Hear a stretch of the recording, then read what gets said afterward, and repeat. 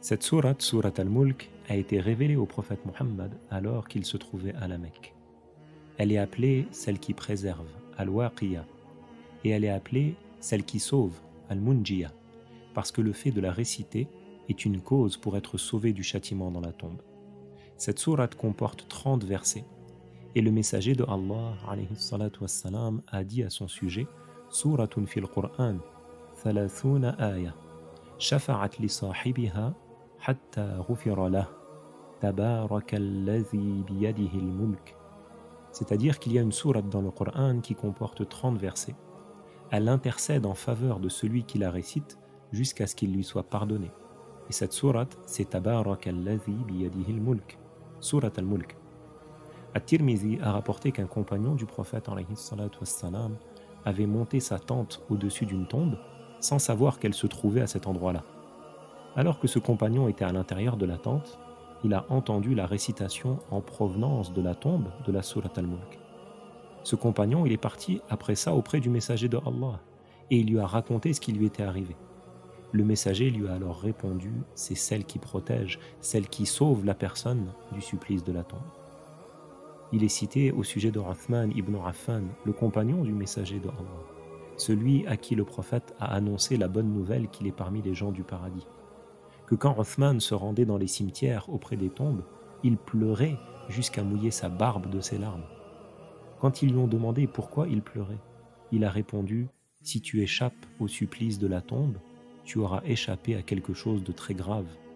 Mais si tu n'y échappes pas, alors je crains que tu n'échappes pas à ce qui est plus grave encore. » Les savants ont compris de la parole de Uthman que celui qui subit un châtiment dans la tombe sera châtié aussi dans l'au-delà, et que celui qui échappe au châtiment de la tombe, il échappera aussi au châtiment dans l'au-delà.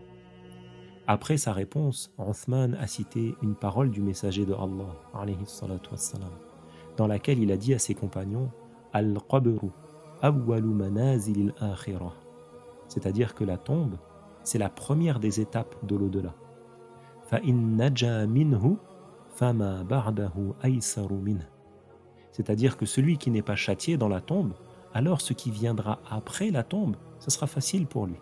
« Wa illam yanju minhu, fama ba'dahu ashaddu minhu » Mais si lui, il subit le châtiment dans la tombe, alors ce qui viendra après, ça sera plus difficile. Il existe d'autres hadiths qui montrent que ce n'est pas une règle absolue et qu'il se peut qu'une personne soit châtiée dans la tombe, mais pas dans l'au-delà. Surat al-Mulk protège donc celui qui la récite du supplice de la tombe. Comment a lieu la protection par la cause de cette sourate? Certains savants ont dit il est possible que Allah crée pour chaque lettre qui compose la sourate al-Mulk une prononciation. Et cette lettre va prononcer et défendre celui qui l'a récité. Et certains savants ont dit il est possible que Allah charge un ange qui va témoigner en faveur de celui qui a récité sourate al-Mulk avec assiduité. Le messager de Allah alayhi salatu wassalam, a dit Suratun min al-Qur'an ma hiya illa thalathuna aya khasamat an sahibiha hatta adkhalathu al-jannah wa hiya tabarakalladhi biyadihi al-mulk.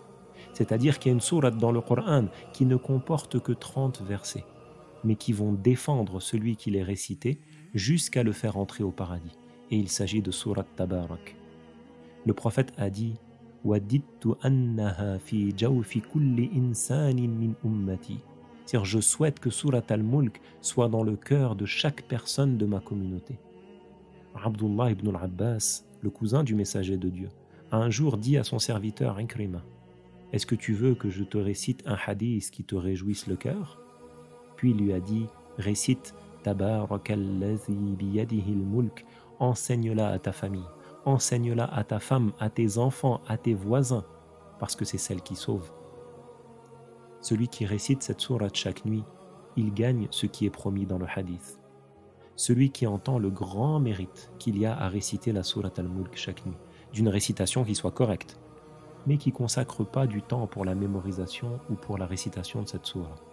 Celui-là, il passe à côté d'un grand bienfait. Celui qui récite sourate al-Mulk, il en aura le bénéfice. Allah ne le châtie pas dans la tombe et il ne le châtie pas dans l'au-delà. Ce secret il n'est pas réservé uniquement pour le musulman vertueux.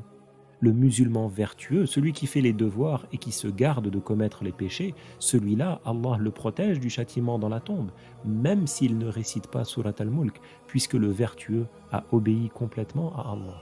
Par contre, le musulman désobéissant, le musulman qui commettait les grands péchés mais qui récitait tous les jours Surat al-Mulk avec une récitation correcte, celui-là, Allah le préserve du châtiment de la tombe et du châtiment dans l'au-delà. Et si une personne avait pour habitude de réciter Surat al-Mulk chaque nuit, mais une nuit, elle a oublié de la réciter, le secret reste. Cet oubli ne prive pas du secret.